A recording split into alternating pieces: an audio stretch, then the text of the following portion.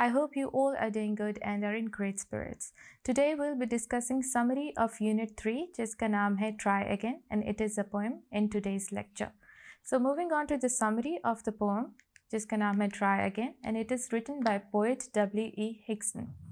So poet इस poem में ये कह रहा है बल्कि एक यूनिवर्सल मैसेज बता रहा है.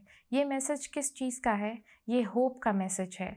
होप आपको एक लेसन बता रही है और ये लेसन है ट्राई अगेन का.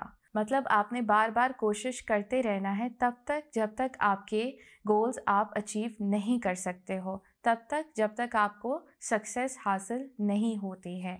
अगर आप अपने गोल्स अचीव करने में हारते हो, फेल हो जाते हो या कोई मिस्टेक कर देते हो तो आपने हिम्मत नहीं हारनी है.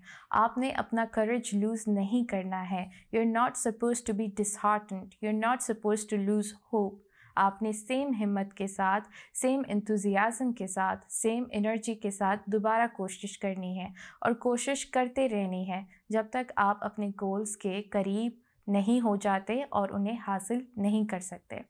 पोएट कहता है कि आपको अपने गोल्स को अचीव करने के लिए परसिवियर करना है. परसिवियर मतलब आपको रुकना नहीं है अपनी कोशिशों में.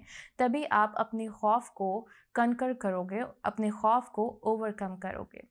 फिर पोइट कहता है कि अगर आप फेल होते हो तो फेल होना is not something bad, it's not a stigma. ये कोई डिस्ग्रेस की बात नहीं है, शर्म और ज़िल्लत की बात नहीं है, बल्कि it's part of becoming successful.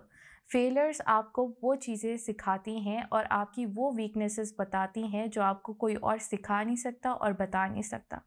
जब आपको अपनी कमज़ोरियों का पता नहीं होगा तो आप उसको ओवरकम कैसे करेंगे. So in this way your mistakes tell you about your weaknesses और उनको आप फिर ओवरकम करते हो. एंड देन यू नो कि okay I have to make some better efforts to achieve my goal और फिर आप बेटर एफर्ट्स करते हो. सक्सेस हासिल करने के लिए ये मैटर नहीं करता कि आप कितनी बार गिरते हो, बल्कि ये ज़्यादा मायने रखता है कि आप कितनी बार गिर कर दोबारा सेम हिम्मत और जज्बे के साथ खड़े होते हो. ये पोएम एक मोरलाइजिंग पोएम है. ये मोरल को बूस्ट करती है, यानी हौसला देती है और मोटिवेट करती है कि आप बार बार अपने गोल्स को अचीव करने की कोशिश करो.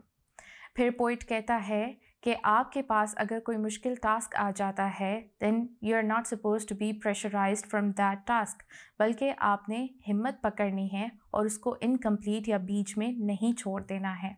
आपने हार्ड वर्क करते रहना है, मेहनत करते रहनी है और बेहतर कोशिश करनी है, क्योंकि हार्ड वर्क या मेहनत किसी का भी कभी भी रायगा नहीं गया, ज़ाया नहीं होता है.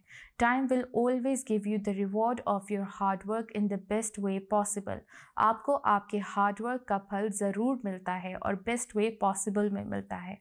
आपने हमेशा कोशिश करते रहनी है. इस चीज़ को माइंड में रखिए कि जो मैं कोशिश कर रहा हूँ एक ना एक दिन इसके फ्रूटफुल रिजल्ट्स मुझे ज़रूर मिलेंगे. आप तब तक फेल नहीं हो सकते जब तक आप कोशिश कर रहे हो. आप फेल तब होगे जब आप कोशिश करना छोड़ दोगे. So this was the summary of this poem and I hope जो भी हमने आज के लेक्चर में पढ़ा वो आपको क्लैरिटी के साथ समझ आया होगा. Will be meeting with some new topic in the next video इंशाल्लाह. Till then take care. This is me Maha, your English instructor from tutoria.pk signing out.